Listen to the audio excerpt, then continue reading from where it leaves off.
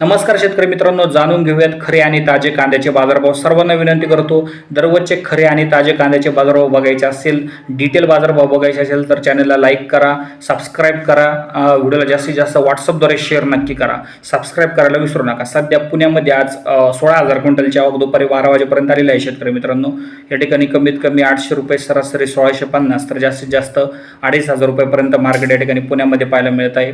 यानंतर छत्रपती संभाजीनगरमध्ये 3,290 क्विंटलची आवक जवळपास पाहायला मिळत आहे।